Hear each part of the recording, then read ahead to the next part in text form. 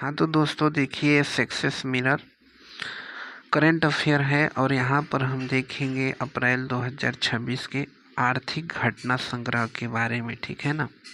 इससे पहले का क्लास हमने बना दिया है, तो चलिए यहाँ पर हम शुरू करते हैं आर्थिक घटना संग्रह पर। तो सबसे पहले बोला जा रहा है बजट के बारे में। ठीक है ना। तो बजट के बारे में हम अच्छा से कवर करेंगे।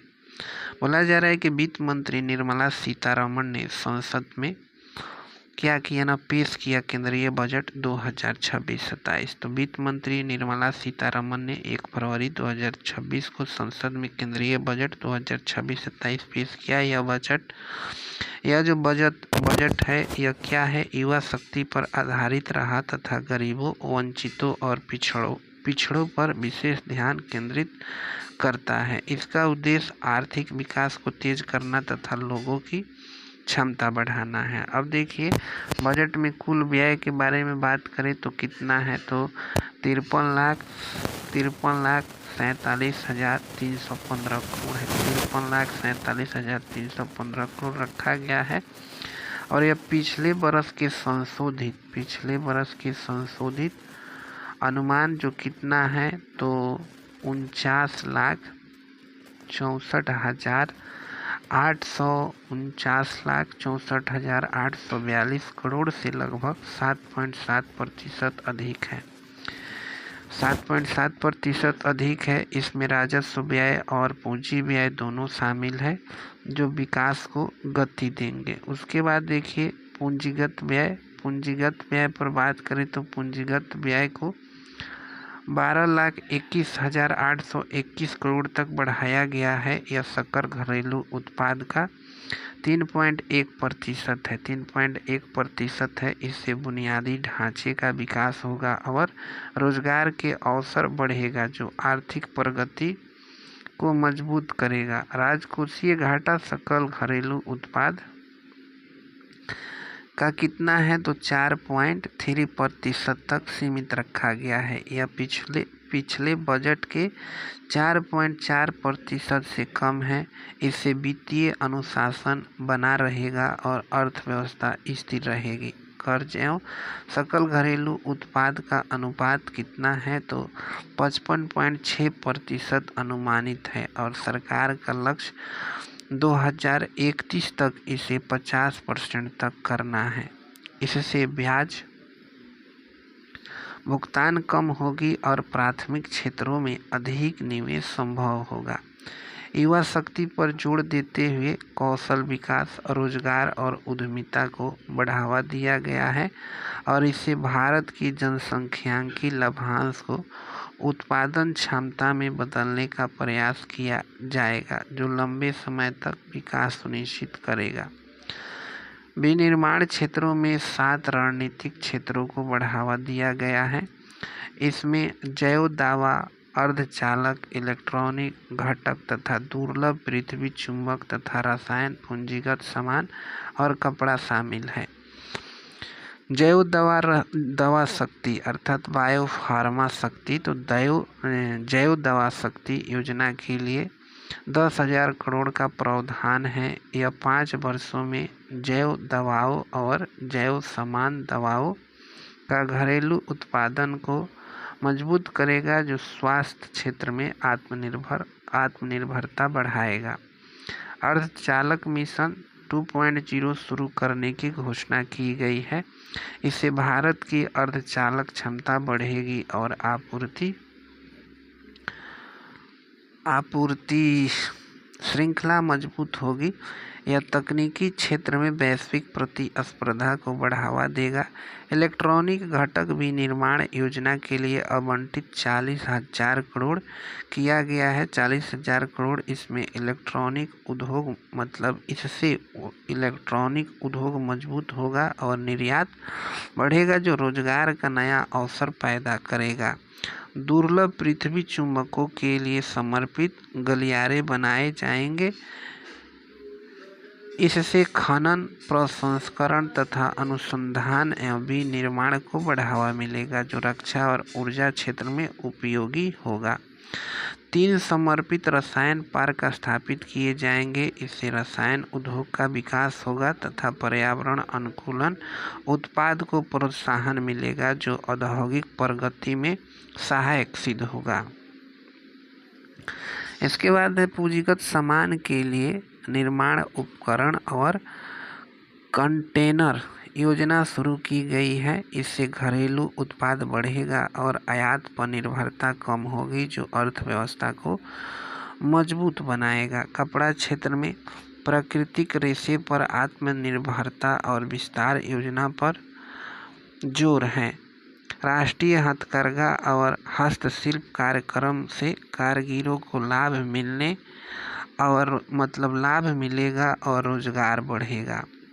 इसके बाद है कि लघु और मध्यम उद्योग के लिए 10,000 करोड़ का विकास कोष बनाया गया है। इसे अनुपालन सहायता और व्यावसायिक संस्थान मिलेंगे, जो इस उद्योग को मजबूत बनाएंगे।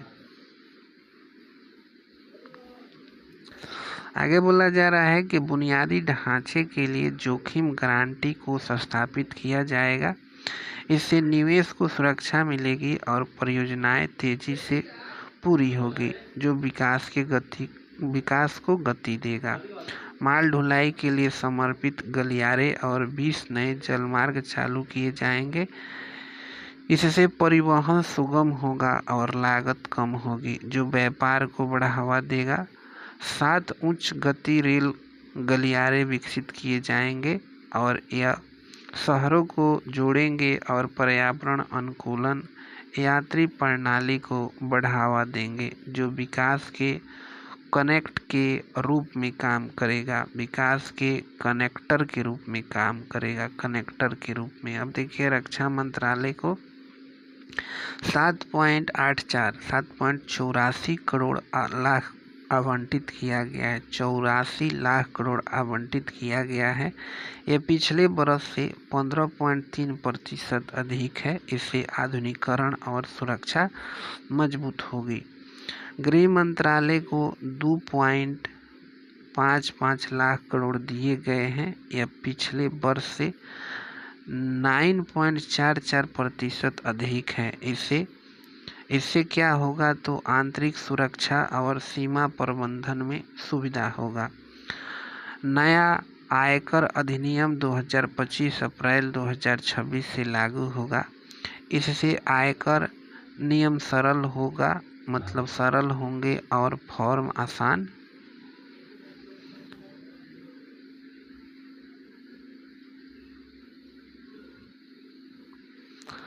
बनाए जाएंगे, जो कर्जदाताओं को राहत देगा। अस्पष्ट नकदी पर कर दर 60% से घटाकर 30% की गई है। दंड 10% घटा दिया गया है, लेकिन गलत रिपोर्टिंग पर दंड रहेगा। सूचना प्रौद्योगिकी सेवाओं के लिए एक ही श्रेणी और 15.5% सुरक्षित बंदरगाह मार्जिन तय किया गया है। इससे कर विवाद कम होंगे। इसके बाद है विदेशी क्लाउड सेवा प्रदाताओं को 2047 तक छूट दी जाएगी। इससे डेटा केंद्र निवेश बढ़ेगा और डिजिटल अर्थव्यवस्था मजबूत होगी।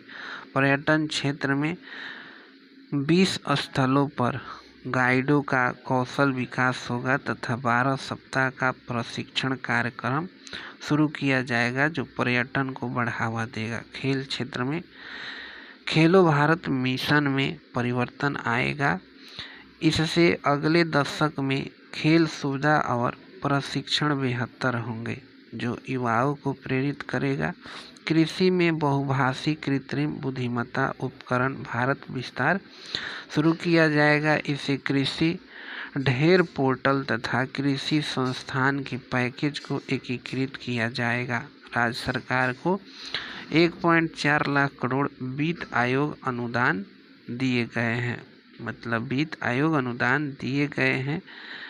इसमें ग्रामीण तथा शहरी स्थानीय निकाय और आपदा प्रबंधन अनुदान शामिल है। पूर्वी तट औद्योगिक गलियारों का विकास किया जाएगा। इससे पूर्वी क्षेत्र में एकीकरण और विकास होगा जो संतुलित प्रगति सुनिश्चित करेगा। कर राजस्व में 8% वृद्धि अनुमानित है। प्रत्यक्ष कर में 11.4% बढ़ेगा जबकि अप्रत्यक्ष कर 3% बढ़ेगा जो वित्तीय संतुलन बनाए रखेगा। कुल राजस्व प्राप्ति 36.5 लाख करोड़ अनुमानित है। इससे व्यय को पूरा किया जाएगा और विकास योजनाओं को गति मिलेगी जो अर्थव्यवस्था को मजबूत करेगा। आगे बोला जा रहा है कि बजट में क्या हुआ सस्ता और क्या हुआ महंगा, ठीक है ना। तो इसको कवर करने से पहले अब थोड़ा सा जो हमारा डेटा छूटा है उसको हम कवर करने की कोशिश करते हैं, नहीं तो छूट जाएगा तो बहुत दिक्कत हो जाएगा, ठीक है ना। तो सबसे पहले यहाँ से हम बात करते हैं बजट एक नज़र, ठीक है ना। यहाँ पर ये सब डेटा में तुलना किया गया है। जैसे ये फर्स्ट वाला डेटा है, ये 2024-25 है। उसके बाद जो आएगा वह कितना है, 25-26 है। उसके बाद जो आएगा वह क्या है ना, मतलब बजट अनुमान और संशोधित अनुमान। और फिर लास्ट वाला जो आएगा वह क्या है, तो वह है बजट अनुमान, ठीक है ना। तो इसमें देखिए सबसे पहले जो प्राप्ति होती है वो दो प्रकार की प्राप्ति होती है, राजस्व प्राप्ति, पूंजीगत प्राप्ति। व्यय भी होता है दो प्रकार का, राजस्व व्यय और पूंजीगत व्यय, ठीक है ना। तो ज़्यादा फोकस हम करेंगे इसी पार्ट पर, ठीक है ना। तो कहने का मतलब देखिएगा 2026-27 में क्या अनुमान है राजस्व प्राप्ति का, तो 35.33। फिर बात करते हैं पूंजीगत प्राप्ति का, तो 18.14। ये दोनों को जोड़िएगा तो आ जाएगा कुल बजट कितना का है, ठीक है ना। व्यय कितना का है, तो व्यय देखिएगा 36.01 नहीं, यहाँ पर ना देखिए, इसको देखना है 26-27 का ए है। तो यह कितना है, तो यह है देखिए 41.25 है। क्या चीज, राजस्व व्यय और पूंजीगत व्यय है ना, ये 12.22 है, 12.22 है। थोड़ा डेटा है तो टॉप होकर करता है, इसमें नया बात कोई नहीं है। अब देखिए बात करते हैं यहाँ पर थोड़ा सा घाटे की प्रवृत्ति, ठीक है ना। घाटे की प्रवृत्ति तो देखिएगा राजस्व घाटा जो पहले कितना था 5.5%, अब कितना हो गया है 4.3%। तो राजस्व घाटा कितना हो गया है, राजस्व घाटा हो गया है कितना 4.3%। उसके बाद देखिए यहाँ पे राजस्व घाटा नहीं है, थोड़ा सा गड़बड़ा गए हैं, राजकोषीय घाटा है। देख लीजिए राजकोषीय घाटा है 4.3%। ये है राजस्व घाटा जो कितना है, जो है 1.5%। और एक वर्ष पहले कितना था, एक वर्ष पहले तो 2.5% था। उसके बाद दूसरा नंबर पर प्राथमिक घाटा कितना है, तो 0.7% है। और तीसरा नंबर पर जो है प्रभावी राजस्व घाटा यह कितना है, तो 0.3% है, 0.3% है, ठीक है। और यहाँ पर अब हम बात करते हैं, थोड़ा सा इधर दिया गया है कि राजकोषीय जो घाटा है आपको बताया जा चुका है कि कितना है। तो जीडीपी का कितना है 4.3%, 4.3% रहने का लक्ष्य है। अब पूंजीगत व्यय बढ़कर कितना हो गया है, पूंजीगत व्यय तो 12.2 लाख करोड़, मतलब लगभग 9% है पूंजीगत व्यय, ठीक है ना।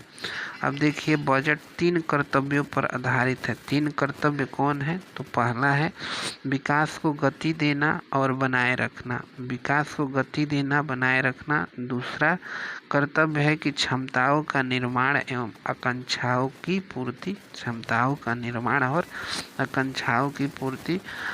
जो तीसरा है वह है सभी के लिए समावेशी अवसरों का विस्तार, समावेशी अवसरों का विस्तार। उसके बाद बजट के मुख्य बिंदु में देख लीजिए कि आयकर स्लैब में कोई बदलाव नहीं हुआ है, आयकर स्लैब में कोई बदलाव नहीं हुआ है।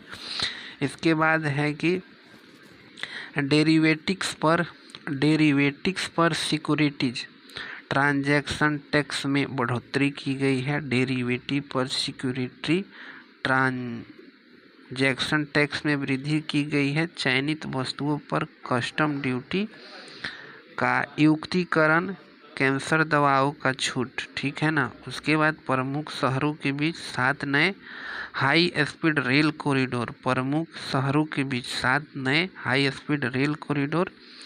शहरी आर्थिक क्षेत्र के लिए 5,000 करोड़, टीयर सेकेंड और टीयर थर्ड शहरों पर फोकस। उसके बाद है बायोफार्मा शक्ति वैश्विक हब के लिए 10,000 करोड़ और semi conductor mission 2.0 chief ecosystem के लिए 40,000 करोड़।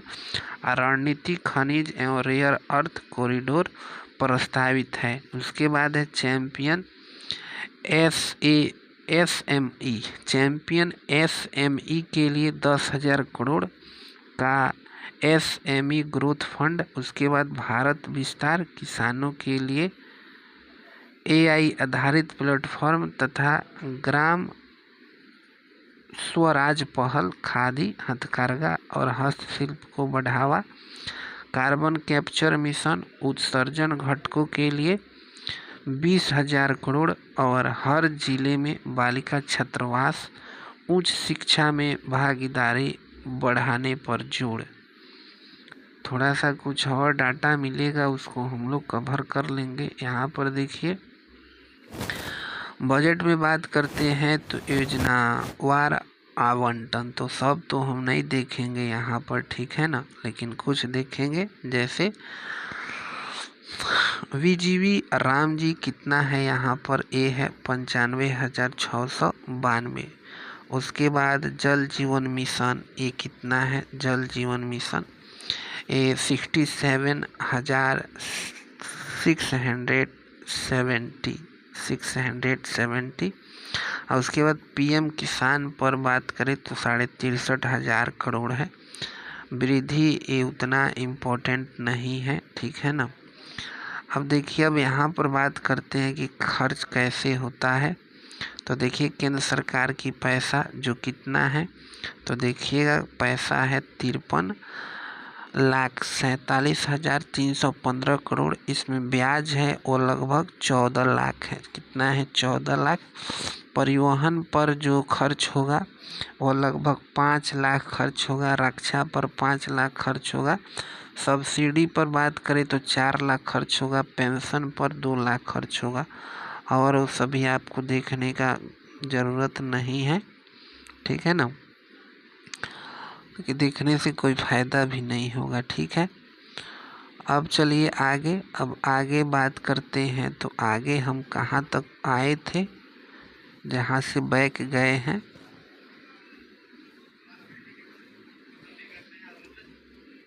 तो अब चलिए, अब यहाँ से हम बात कर रहे हैं कि बजट में क्या हुआ सस्ता और महंगा, ठीक है ना। तो बोला जा रहा है ये चीज़ हुई सस्ती। अब कौन कौन चीज़ सस्ती हुई है, तो देखिए कैंसर और गंभीर बीमारियों की दवाएं। तो 17 कैंसर दवाओं का बेसिक कस्टम ड्यूटी पूरी तरह हटाई गई है, जो इलाज का खर्च कम करेगा। उसके बाद है कि इलेक्ट्रिक व्हीकल और बैटरी, तो lithium ion cell battery components और क्रिटिकल मिनरल पर ड्यूटी छूट, जिसको क्या बोलते हैं, एक्सटेंशन। ईवी की कीमत घटेगी। इलेक्ट्रिक ईवी का मतलब इलेक्ट्रिक बैटरी। इसके बाद देखिए माइक्रोवेव ओवन, तो देखिएगा मैन्युफैक्चरिंग पार्ट्स पर ड्यूटी हटाई गई। घरेलू प्रोडक्शन सस्ता होगा। उसके बाद कपड़े, लेदर प्रोडक्ट और सिंथेटिक फुटवियर, कच्चे मटेरियल पर ड्यूटी कम की गई। इससे तैयार कपड़े और जूते सस्ते होंगे। समुद्री खाद्य उत्पाद, जिसको सी फूड कहा जाता है, तो प्रोसेसिंग इनपुट के लिए ड्यूटी फ्री इंपोर्ट सीमा 1% से बढ़ाकर 3% की गई है। अब विदेशी यात्रा या फिर टूर पैकेज, तो पर्सनल यूज के लिए इम्पोर्टेबल गुड्स पर टैरिफ रेट 20% से घटकर 10%, मतलब 10% किया गया है। इससे विदेश यात्रा और एजुकेशन सस्ती हो सकती है। इसके बाद है एयरक्राफ्ट मैन्युफैक्चरिंग कंपोनेंट्स, तो ड्यूटी छूट से संबंधित चीज़ें। इसके बाद सोलर पैनल और ग्रीन एनर्जी आइटम्स, तो बैटरी और संबंधित पार्ट पर राहत की घोषणा की गई है। अब चलिए अब आगे बात होगी कि कौन चीज़ महंगा हो जाएगा। जैसे शराब, तो एक्सरसाइज या फिर ड्यूटी शुल्क को बढ़ाया गया है। बीड़ी, सिगरेट, तंबाकू प्रोडक्ट, तो नेशनल कैलेमिटी कंट्रीजेंट ड्यूटी रेट में बदलाव से यह प्रोडक्ट महंगी होगी। मिनरल और स्क्रैप, तो कुछ मामलों में ड्यूटी बढ़ी है। शेयर मार्केट ट्रेडिंग, STT मतलब इसका होता है सिक्योरिटी ट्रांजैक्शन टैक्स। फ्यूचर्स पर जो शुल्क है ये 0.02% से बढ़ाकर 0.05% किया गया है। इससे क्या होगी, ट्रेडिंग महंगी होगी। उसके बाद लग्जरी और सीन गुड्स, तो imported alcohol, tobacco, high and watch आदि पर प्रभाव पड़ेगा, माने इनका रेट बढ़ जाएगी। तो अब बजट चैप्टर यहाँ से कवर हो जाता है। अब हम बात करेंगे आर्थिक समीक्षा के बारे में। तो केंद्रीय वित्त मंत्री निर्मला सीतारमण है संसद में पेश की आर्थिक समीक्षा 2025-26। तो देखिए केंद्रीय वित्त मंत्री निर्मला सीतारमण ने 29 जनवरी 2026 को संसद में क्या करती है ना, पेश करती है क्या चीज, आर्थिक समीक्षा 2025-26 पेश की। आर्थिक समीक्षा देश की अर्थव्यवस्था की स्थिति, चुनौतियों और सुझावों का विस्तृत विश्लेषण प्रस्तुत करती है तथा बजट से पहले नीतिगत दिशा तय करती है। इसे मुख्य आर्थिक सलाहकार द्वारा तैयार किया जाता है, ठीक है ना। अब देखिए आगे अभी नहीं पढ़ेंगे, आगे चलिए डेटा को एनालिसिस करवा देते हैं, उसके बाद हम आगे बढ़ेंगे, ठीक है ना। देखिए भारतीय आर्थिक समीक्षा का डाटा आप देख रहे हैं, बजट का नहीं, ठीक है ना। तो भारतीय अर्थव्यवस्था पर एक नज़र, तो सबसे पहले GDP में वृद्धि, ठीक है ना। तो देखिए यहाँ पर 2022-23 में 7.6 था। 2023-24 में क्या हो गया ना, 9.2। और 2024-25 में क्या हो गया, 6.5। और 2024-25 देखिए ये क्या बताता है ना, ये है यहाँ पर देखिए पहला अग्रिम अनुमान, ठीक है ना, अग्रिम अनुमान। उसके बाद देखिए यहाँ पर बताया जा रहा है 26-27 में कितना रहेगा, तो 6.8 से 7.2। तो आपको यहाँ सब मत याद करिएगा, ठीक है ना, सिंपली याद रखिएगा कि 24-25 में यदि हम देखें, 24-25 नहीं, 25-26 में प्रथम अग्रिम अनुमान में कितना बताया जा रहा है ना, प्रथम अग्रिम अनुमान में यह बताया जा रहा है 7.4। जो बजट में कितना चर्चा किया गया है 2026-27 में, तो यहाँ पर कितना 6.8 से 7.2। तो याद रखिएगा 25-26 में कितना था, 7.4 था। आप 26-27 में कितना हो गया, तो इसी के बीच रहेगा, ठीक है। अब चलिए आगे यहाँ पर देखिएगा राजकोषीय घाटा, ठीक है। तो राजकोषीय घाटा देखिएगा, तो इस डाटा को नहीं देखेंगे, इस डाटा को नहीं देखेंगे। 24-25 में जो राजकोषीय घाटा है ये 4.8 है, 4.8। आप 25-26 में राजकोषीय घाटा है ये 4.4 है, 4.4। देखिए धीरे धीरे राजकोषीय घाटा कम होते जा रहा है, ठीक है। प्रति व्यक्ति निवल राष्ट्रीय आय पर बात करें, प्रति व्यक्ति निवल राष्ट्रीय आय पर, तो यहाँ पर देखिए 24-25 में कितना है, 24-25 में तो 2.05। लाख है, 2.05 लाख। और वहीं 25-26 में बात करें, 25-26 में तो 2.20 लाख का, ये 2.20 लाख, 2.20 लाख, 2.20 लाख। उसके बाद विदेशी मुद्रा भंडार में देखिए, विदेशी मुद्रा भंडार में तो 24-25 में कितना था, 24-25 में कितना था, तो देखिए 668 बिलियन डॉलर, 668 बिलियन डॉलर। अब वहीं 25-26 में बात करें, 25-26 में तो यह 701 बिलियन डॉलर हो गया है, 701 बिलियन डॉलर। ठीक है, ये थोड़ा टफ चीज़ होता है, केवल डेटा चल रही है तो इसको याद करना थोड़ा मुश्किल है, लेकिन कोई दूसरा चारा नहीं है। अब देखिए है प्राथमिक सेक्टर में पहला उप सब सेक्टर की बात हो रही है। प्राथमिक सेक्टर आप समझ रहे हैं ना, इसका उसी की बात हो रही है। तो इसमें देखिए क्या क्या आ रहा है, कृषि आ रहा है, पशुधन, वानिकी और मछली पकड़ना में। ठीक है ना, ये बात होगी मूलभूत कीमत पर, मतलब स्थिर कीमत पर। ठीक है ना, तो यहाँ पर देखिए 24-25 में कितना था, तो इसमें जो वृद्धि दर है ना, प्रतिशत में वृद्धि दर, तो यह 4.6 है। अब 25-26 में क्या हो गया है ना, तो 3.1 हो गया है, 3.1। तो इससे एक और चीज़ ध्यान रखिएगा कि ये घट रहा है, इसमें मैंने वृद्धि दर है ना घट रहा है, क्योंकि एक साल पहले कितना था, तो 4.6, 25-26 में कितना आ गया है, तो 3.1 आ गया है। अब ये द्वितीय क्षेत्रक में बात करते हैं, तो 24-25 में कितना है वृद्धि दर, 24-25 में 5.9 है। वही बात करें 25-26 में, 25-26 में तो यह कितना है, ये 6.2 है, 6.2 है। तो यहाँ पर देखिए वृद्धि दर बढ़ रही है। इसके बाद आगे देखते हैं, यहाँ पर सेवा क्षेत्र, इसको तृतीय सेक्टर बोला जाता है। तो यहाँ पर वृद्धि दर कितना है, 24-25 में 7.2 है, 7.2।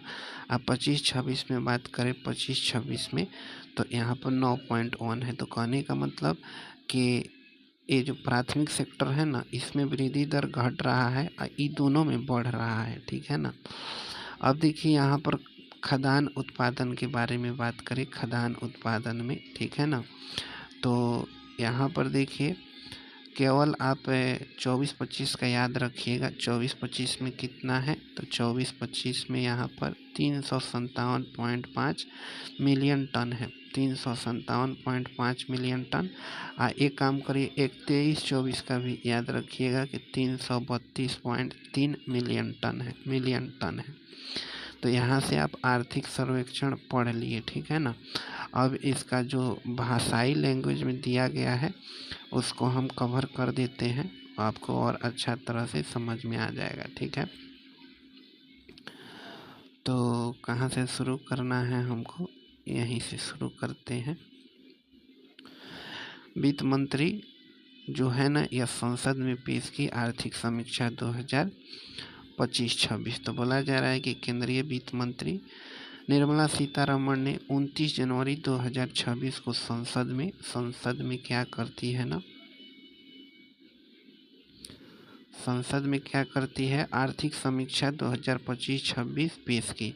और आर्थिक समीक्षा देश के अर्थव्यवस्था की स्थिति, चुनौती एवं सुझावों का विस्तृत विश्लेषण प्रस्तुत करती है तथा बजट से पहले नीतिगत दिशा तय करती है। इसे मुख्य आर्थिक सलाहकार द्वारा तैयार किया जाता है। वित्त वर्ष 2025-26 में सकल घरेलू उत्पाद मतलब जीडीपी वृद्धि दर आपको पहले ही बताया गया है कि 7.4% अनुमानित है, जबकि सकल मूल वर्धित मतलब जीबीए में वृद्धि दर कितना प्रतिशत रहने का अनुमान है, तो 7.3%, जो भारत को लगातार चौथे वर्ष सबसे तेज बढ़ती अर्थव्यवस्था बनाती है, चौथे वर्ष सबसे तेज बढ़ती अर्थव्यवस्था बनाती है। अब देखिए निजी अंतिम उपभोग व्यय 7% बढ़ा और जीडीपी का 61.5% हिस्सा हो गया है। तो निजी अंतिम उपभोग व्यय प्रतिशत बढ़ा और जीडीपी का 61.5% हिस्सा हो गया है, जो 2012 के बाद सबसे ऊंचा है। कम मुद्रास्फीति, स्थिर रोजगार और कृषि की मजबूती से ग्रामीण एवं शहरी मांग बढ़ी है। कृषि के मजबूती से दिसंबर 2025 में मुद्रास्फीति दर 1.5% पर स्थिर रही, जो अक्टूबर 2024 में 6.21% से कम है। मतलब ये इससे कम ही न है। तो वही बोला जा रहा है कि 1.3% दिसंबर 2025 में थी। वही बात करें कि अक्टूबर 2024 में तो कितना थी, तो 6.21% थी। अब देखिए अप्रैल से दिसंबर 2025 तक औसत 1.7% रही, जो मैक्रो स्थिरता को मजबूत करती है। अब देखिए अप्रैल से दिसंबर 2025 तक कुल निर्यात अर्थात वस्तु और सेवा दोनों को समेट लिया जाए तो कुल निर्यात है ना, इसमें 4.34 मतलब सिंपली 34 बोलिए ना, उस तरह ज़्यादा समझ में आता है और याद भी रहता है। तो 4.34% से बढ़कर कितना हो गई है ना, तो मतलब 4.34% बढ़कर जो कुल निर्यात हो गया है ये 634.3 अरब डॉलर हो गया है। जबकि 2024-25 में ये 825 अरब डॉलर का निर्यात 6.1% वृद्धि दिखाता है। 6.1% की वृद्धि दिखाता है, तो कहीं ना कहीं यहाँ पर देखिए घाटा है, ठीक है ना। उसके बाद देखिए वित्त वर्ष 2026-27 में वास्तविक जीडीपी वृद्धि दर 6.8 से 7.2% के बीच अनुमानित है, जो वैश्विक अनिश्चितताओं के बीच स्थिर विकास दिखाती है तथा सुधारों, निवेश और खपत से प्रेरित है। सतर्कता की ज़रूरत बताई गई है। मध्यम अवधि में संभावित विकास दर 7% के आसपास बताई गई है, जो 3 वर्ष पहले के 6.5% से ऊपर है। पूंजी संचय, श्रम योगदान और उत्पादकता वृद्धि से प्रेरित है। अब देखिए सेवा क्षेत्र जीडीपी हिस्सा में आधे से अधिक का योगदान देता है, जो मुख्य विकास इंजन भी है। तो भारत के अर्थव्यवस्था का मुख्य विकास इंजन कौन है, तो सेवा क्षेत्र। उसके बाद आर्थिक समीक्षा 2025-26 के अनुसार बेरोजगारी दर 4.7 से 5.6% के बीच रहेगी बेरोजगारी दर। इसके बाद राजकोषीय घाटे ये 2025-26 में जीडीपी का 4.4% अनुमानित है, जो 2020-21 में कितना था, तो 2020-21 में 9.2% था, तो उससे यह कम नहीं है। तो मतलब 25-26 में 4.4 है, 2020-21 में 9.2 था, तो वही बोला जा रहा है 9.2% से कम है। बुनियादी ढांचा व्यय ऐतिहासिक ऊंचाई पर पहुंचा और बैंकिंग क्षेत्र मजबूत हुआ। अब देखिए सर्वेक्षण ने निर्माण क्षमता, कौशल विकास और उत्पादकता बढ़ाने पर प्राथमिकता बताई गई। वैश्विक पूंजी आकर्षित करने के लिए तेज निष्पादन और नियामक निश्चितता की जरूरत पर जोर दिया गया। अब देखिए बजट 2026-27 में भारतीय रेलवे में निवेश से परिवर्तन की योजना। तो कहने का मतलब वहीं तक क्या था ना, आर्थिक समीक्षा था। अब बजट में जैसे रेल बजट जो पेश किया जाता है ना, तो अब तो वह समान बजट में मिला दिया गया है, लेकिन अब रेलवे परिदृश्य पर देखेंगे तो वित्त मंत्री निर्मला सीतारमन है 1 फरवरी 2026 को केंद्रीय बजट 2026-27 में भारतीय रेलवे की अब तक का सबसे अधिक पूंजीगत व्यय घोषित किया है और यह व्यय का कुल राशि 2.93 लाख करोड़ है।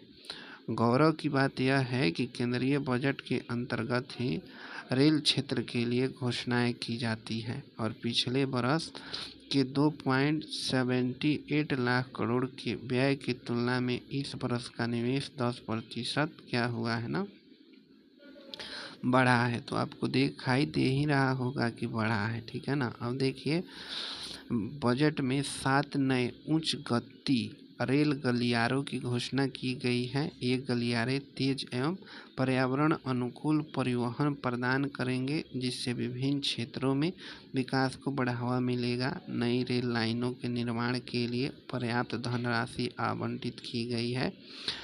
ट्रैक दोहरीकरण और रोलिंग स्टॉक की खरीद पर जोर दिया गया है ताकि यातायात सुगम हो सके। इसके बाद है कि सिग्नल प्रणाली के आधुनिकीकरण और विद्युतीकरण पर विशेष ध्यान दिया गया है। इससे रेलवे की क्षमता बढ़ेगी और ऊर्जा बचत होगी। ये पर्यावरण संरक्षण में सहायक होगा। अब देखिए सड़क सुरक्षा कार्यों और यात्री सुविधाओं के लिए महत्वपूर्ण निवेश किया गया है। स्टेशन का पुनर्विकास एवं कर्मचारी विकास पर फोकस से सेवा गुणवत्ता में सुधार होगा। तो अब एक नज़र में देख लेते हैं रेल बजट, ठीक है ना। रेल बजट यहाँ पर देखिए पीछे की बात नहीं देखा जाएगा, मतलब ये सब बात नहीं देखा जाएगा। सीधे हम देखेंगे 26-27 में 26-27 में कितना का था, 3000 करोड़ का, 3000 करोड़ का, ठीक है ना। यहाँ पर देखिए तो यहाँ पर क्या बोला जा रहा है, परिचालन अनुपात। तो इसमें भी सिर्फ क्या करिए ना, 26-27 को देख लीजिए। वैसे रेलवे बजट से क्वेश्चन बहुत कम में उठाया जाता है, तो यह 98.4% है। इसके अलावा कुछ अब जानने का ज़रूरत नहीं है, ठीक है ना, कुछ जानने का ज़रूरत नहीं है यहाँ पर। इसके बाद देखिए बोला जा रहा है कि विभिन्न राज्यों में रेल परियोजना के लिए अलग अलग धनराशि दी गई है। जैसे उत्तराखंड में 4769 करोड़। यह आवंटन स्थानीय विकास को मजबूत करेगा। कुल मिलाकर रेलवे का कुल व्यय 2.81 लाख करोड़ तक पहुंचा है। यह निवेश रोजगार सृजन, माल ढुलाई क्षमता और राष्ट्रीय अर्थव्यवस्था को मजबूत बनाने में सहायक सिद्ध होगा। बजट में आंतरिक और अतिरिक्त बजटीय संशोधन से 15,000 करोड़ के अतिरिक्त प्रावधान है। इसमें रेलवे की कुल पूंजीगत क्षमता है यह 2.93 लाख करोड़ हो गई है। अब उत्तर प्रदेश बजट के बारे में बात करेंगे तो देखिए उत्तर प्रदेश बजट जो उत्तर प्रदेश की एग्ज़ाम की तैयारी के लिए किया जाएगा वहाँ पर इसको कवर किया जाएगा। मतलब उत्तर प्रदेश जो UPPCS पिट्टी होगा उससे 1 महीना पहले इस बजट को कवर किया जाएगा। ये BPSC के लिए क्लास को डेडिकेटेड किया जा रहा है, तो यहाँ पर ये इम्पोर्टेंट नहीं होगी, इसलिए हम इसको स्किप करेंगे उत्तर प्रदेश बजट को यहाँ पर, ठीक है ना। तो ये सब उत्तर प्रदेश के बजट को छोड़ा जाएगा। राजस्थान के बजट पर बात नहीं किया जाएगा क्योंकि राजस्थान का बजट तो कहीं से भी ज़रूरत नहीं है। ये राजस्थान के लोगों के लिए है। जो राजस्थान के होंगे वो सिर्फ आकर अपना बजट देख सकते हैं, बहुत स्रोतों से मिल जाता है। हाँ, यदि बिहार की बजट की बात आती है तो वहाँ पर हम चर्चा करेंगे बिहार की बजट के बारे में। तो चलिए यहाँ पर अब ये नीति आयोग का है, तो ये तो सेंट्रल स्कीम है, इसको जानना ज़रूरी है। तो नीति आयोग ने जारी किया ट्रेड वॉच क्वार्टरली का मतलब छमाही का छठा संस्करण, ठीक है ना। तो नीति आयोग ने 13 फरवरी 2026 को ट्रेड वॉच क्वार्टरली का छठा संस्करण जारी किया। यह वित्त वर्ष 2025-26 की दूसरी तिमाही, मतलब दूसरी तिमाही को छमाही नहीं बोलते हैं, तो वही दूसरी तिमाही यानी जुलाई से सितंबर 2025 के लिए है। इसे उपाध्यक्ष सुमन बेरी ने नई दिल्ली में इसे लॉन्च किया। इस संस्करण में भारत के इलेक्ट्रॉनिक्स व्यापार पर विशेष ध्यान दिया गया है। इलेक्ट्रॉनिक निर्यात भारत के विनिर्माण और निर्यात परिवर्तन का मुख्य चालक बन गया है। इससे वैश्विक मूल्य श्रृंखला में एकीकरण बढ़ेगा। वित्त वर्ष 2025-26 की दूसरी तिमाही में भारत का निर्यात 8.5% बढ़ा। भारत का निर्यात 8.5% बढ़ा और पिछले तिमाही की तुलना में यह सुधार दर्शाता है। वैश्विक अनिश्चितताओं के बावजूद व्यापार में मजबूती दिखी। निर्यात में माल और सेवा दोनों का लगभग 85% की 8.5% की वृद्धि हुई। आयात वृद्धि 4.5% रही, जो तुलनात्मक रूप से कम है। इससे व्यापार संतुलन बेहतर हुआ है। भारत के प्रमुख निर्यात क्षेत्र में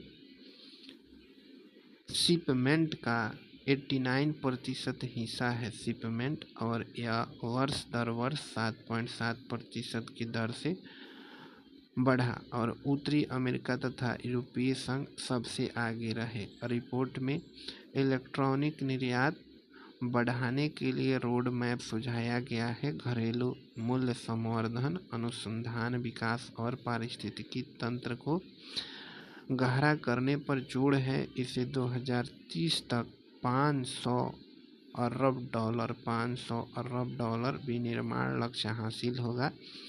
नीति आयोग ने गुणवत्ता, विनिर्माण और वैश्विक प्रतिस्पर्धा पर बल दिया है। अंतर्राष्ट्रीय व्यापार भारतीय अर्थव्यवस्था के परिवर्तन के लिए महत्वपूर्ण है। यह रिपोर्ट नीति निर्माण में सहायक होगी। अब देखिए, भारत का 2025 में वैश्विक शहरी वृद्धि का सबसे बड़ा योगदानकर्ता बना। ठीक है ना, मतलब भारत 2025 में वैश्विक शहरी वृद्धि का सबसे बड़ा योगदानकर्ता बना। तो बोला जा रहा है कि संयुक्त राष्ट्र के विश्व शहरीकरण संभावनाएं 2025 रिपोर्ट के अनुसार भारत 2025 में वैश्विक शहरी वृद्धि का सबसे बड़ा योगदानकर्ता बन गया है। 2025 से 2050 तक भारत अकेला 20 करोड़ से अधिक नए शहरी निवासी जोड़ेगा, जो विश्व स्तर पर आधे से अधिक नए शहरी निवासियों का हिस्सा होगा। रिपोर्ट में भारत, नाइजीरिया, पाकिस्तान आदि 7 देशों को मिलाकर 50 करोड़ से अधिक नए शहरी निवासी जोड़ने का अनुमान है। ठीक है ना। अब आगे बोला जा रहा है कि जिससे वैश्विक शहरी विकास का इंजन बन गया है। मतलब देखिए, यहाँ पर भारत की भूमिका सबसे प्रमुख है, जिससे भारत है ना वैश्विक शहरी विकास का इंजन बन गया है। 2025 में भारत की शहरी आबादी लगभग 44% पहुंच गई है। नई दिल्ली की जनसंख्या 3 करोड़ से अधिक होकर विश्व का चौथा सबसे बड़ा शहरों में शामिल है, जो तेज शहरी विस्तार को दर्शाता है। विश्व बैंक के अनुसार भारत के शहर 2025 में सकल घरेलू उत्पाद का 63% योगदान देता है, मतलब सकल घरेलू उत्पाद में, और 2036 तक यह हिस्सा 75% तक पहुंचेगा, जिससे शहर आर्थिक विकास के मुख्य इंजन बन गए हैं। 2025-26 के बजट में शहरी चुनौती कोष के लिए 1 लाख करोड़ का प्रावधान किया गया। यह कोष शहरों को गतिशील विकास केंद्र बनाने, जल और स्वच्छता प्रणाली आधुनिक बनाने में सहायक होगा। स्मार्ट सिटी मिशन के तहत 2025 में 8,000 से अधिक परियोजनाएं पूरी हुई, जिसमें 1.64 लाख करोड़ निवेश हुआ। इससे शहरों में सड़क, जल, सीवर और सार्वजनिक स्थान बेहतर बने हैं। Atal mission for rejuvenation and urban transformation के अंतर्गत मेट्रो नेटवर्क 2014 में 248 किलोमीटर से बढ़कर 2025 में 1013 किलोमीटर हो गया है। 23 शहरों में विस्तार से शहरी गतिशीलता मजबूत हुई है। 23 शहरों में विस्तार से प्रधानमंत्री आवास योजना शहरी के सतत मतलब शहरी के तहत प्रधानमंत्री आवास योजना शहरी के तहत 2025 तक 1.22 मतलब 1.22 इसको पढ़िए। वैसे पढ़ने से क्या होता है ना, याद आता है, एक स्ट्रक्चर बन जाता है।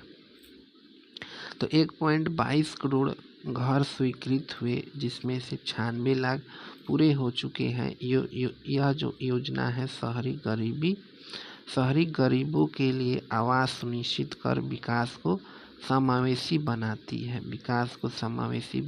है। इसके बाद अब बात करते हैं भारत की पहली LNG चालित यात्री ट्रेन अहमदाबाद में शुरू हुई। तो भारतीय रेलवे ने 30 जनवरी 2026 को गुजरात के अहमदाबाद में देश की पहली तरलीकृत प्राकृतिक गैस चालित यात्री ट्रेन शुरू की। यह तरलीकृत प्राकृतिक gas dual fuel diesel electric multiple unit train है जो साबरमती स्टेशन से परिचालित हो रही है और ट्रेन को साबरमती एकीकृत कोचिंग डिपो में संशोधित किया गया, जो 14,000 हॉर्स पावर वाले ड्राइविंग पावर कार्यों में तरलीकृत प्राकृतिक गैस टैंक लगाए गए, जिससे डीजल पर लगभग 40% हिस्सा तरलीकृत प्राकृतिक गैस से बदला जा सके। इसके बाद है कि ट्रेन ने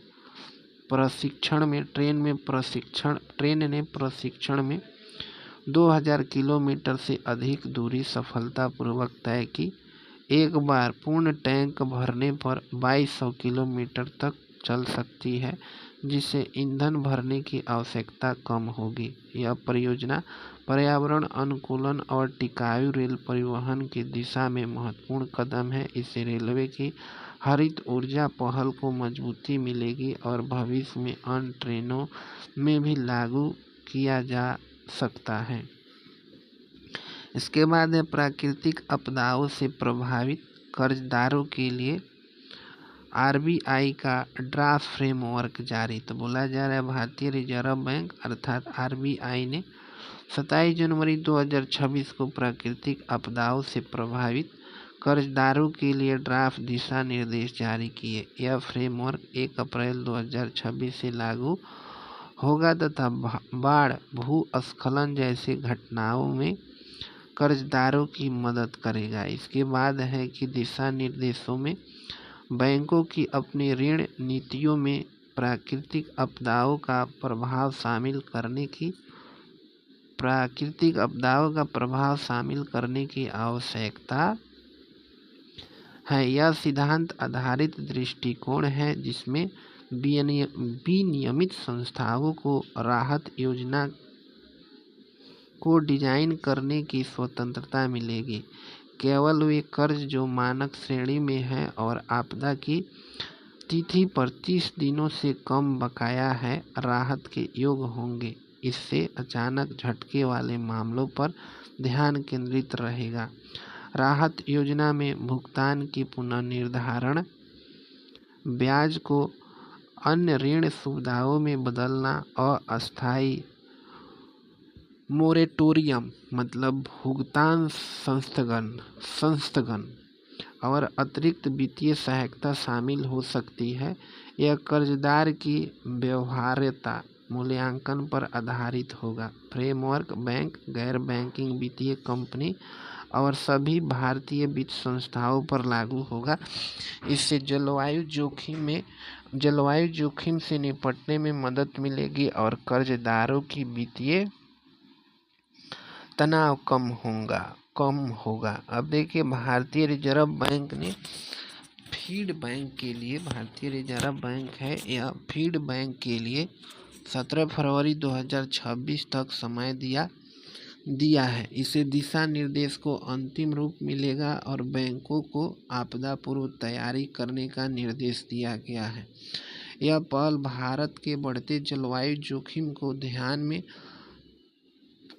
रखती है। इससे कर्जदारों की सुरक्षा मजबूत होगी और वित्तीय प्रणाली में स्थिरता आएगी, जिससे समग्र आर्थिक विकास को सहारा मिलेगा। अब देखिए, भारत उच्च मध्यम आय वाला देश बनने की राह पर, उच्च मध्यम आय वाला, तो देखिएगा स्टेट बैंक ऑफ इंडिया के वार्षिक रिपोर्ट के अनुसार भारत 2030 तक उच्च मध्यम आय वाला देश बन जाएगा। रिपोर्ट 19 जनवरी 2026 को जारी हुई। प्रति व्यक्ति सकल राष्ट्रीय आय 2030 तक लगभग 4000 अमेरिकी डॉलर तक पहुंचने का अनुमान है, जो विश्व बैंक की उच्च मध्यम आय श्रेणी में शामिल होने के लिए पर्याप्त है। वर्तमान में भारत निम्न मध्यम आय वाला देश है। विश्व बैंक के अनुसार 2024 में प्रति व्यक्ति GNI लगभग 2650 डॉलर है।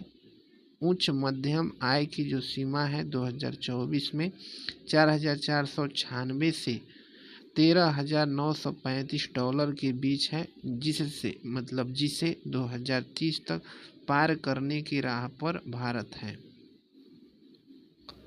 2026 तक प्रति व्यक्ति GNI 3000 डॉलर तक पहुंचने का अनुमान है। 2009 में यह 1000 डॉलर, 2019 में 2000 डॉलर तथा यह तेज वृद्धि मजबूत आर्थिक नीतियों, जनसंख्यांकी लाभ और सुधारों का परिणाम है। रिपोर्ट में कहा गया है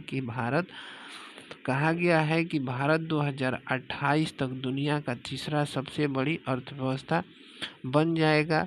इससे जर्मनी को पीछे छोड़कर उच्च मध्यम आय वाला देश जैसे चीन और इंडोनेशिया के समूह में शामिल होगा।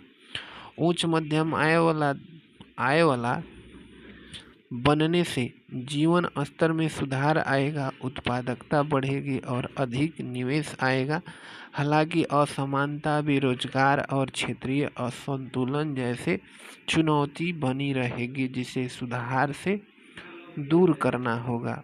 2047 तक उच्च आय वाला देश बनने के लिए प्रति व्यक्ति GNI में 7.5 से 8.9% की वार्षिक वृद्धि जरूरी है। नाम मात्र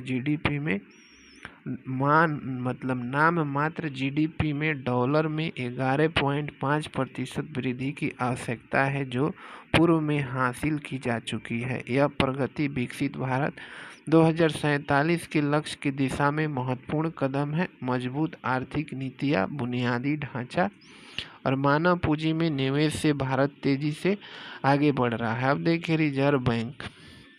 भारतीय रिजर्व बैंक ने रेपो दर को 5.25% पर स्थिर रखा है। ठीक है ना। तो भारतीय रिजर्व जो बैंक है, इस बैंक की मौद्रिक नीति समिति ने 6 फरवरी 2026 को रेपो दर को 5.25% पर अपरिवर्तित रखने का फैसला किया।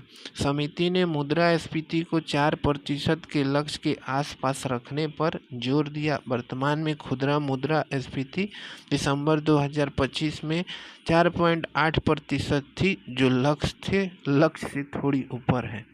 वित्त वर्ष 2026-27 के लिए आर्थिक वृद्धि का अनुमान 6.7% से 6.7% नहीं बोलिए, 6.8% है। 6.8% से 7.2% के बीच रखा गया। इससे अर्थव्यवस्था में स्थिरता और विकास दोनों को संतुलित करने का प्रयास दिखता है। रिजर्व बैंक ने कहा कि वैश्विक अनिश्चितताएं जैसे व्यापार तनाव और तेल की कीमत मुद्रास्फीति पर दबाव डाल सकती है, इसलिए सतर्क रहना जरूरी है। तो ये सब देखने की कोई ज़रूरत नहीं है। अब देखिए रिवर्स रेपो दर देखिए, ये सब बकवास चीज़ है, क्योंकि यहाँ से क्वेश्चन नहीं उठता है। ठीक है ना। अब देखिए, अब आगे यहाँ पे बोला जा रहा है, तो यहाँ पर केरल ने देश में पहली बार वरिष्ठ नागरिकों के लिए अलग से वृद्ध बजट पेश किया है। ठीक है ना। तो बस इसमें इतना ही याद रखिए ना कि वृद्ध लोगों के लिए बजट कौन पेश किया है, केरल किया है। ठीक है ना। इसे ज़्यादा कोई ज़रूरत नहीं है इसको पढ़ने का, क्योंकि यहाँ से क्वेश्चन नहीं बनेगी। ठीक है ना। नहीं बनेगी क्वेश्चन। ज़्यादा आपको जानना है ना तो यहाँ पर वृद्ध बजट में जान रखिए कुल कितना करोड़ रुपये का प्रावधान है। तो बस याद रखिएगा कि 46,000 करोड़ रुपये का अनुमान है। इससे ज़्यादा ये सब कोई चीज़ नहीं है, ये सब फालतू चीज़ दिया है। उसके बाद आगे बढ़िएगा तो आगे यहाँ पर कुछ प्रश्न है, जिसको मन करेगा तो आप आंसर बता सकते हैं। जैसे हम एक प्रश्न सिर्फ पढ़ते हैं कि देश के किस राज्य ने पहली बार वित्त वर्ष 2026-27 के बजट के साथ देश का पहला वृद्ध बजट पेश किया। तो आप केरल आंसर इसका हो जाएगा, ठीक है ना। तो इसमें कोई बड़ी बात नहीं है। अब देखिए यहाँ पर वित्त मंत्री जगदीश देवड़ा ने मध्य प्रदेश बजट पेश किया। तो जो मध्य प्रदेश का स्टूडेंट है उसके लिए एक काम करने वाला है, ठीक है ना, और लोगों के लिए नहीं। इसके बाद राष्ट्रीय घटनाक्रम आती है, तो इसको हम एक अलग क्लास में ला देंगे।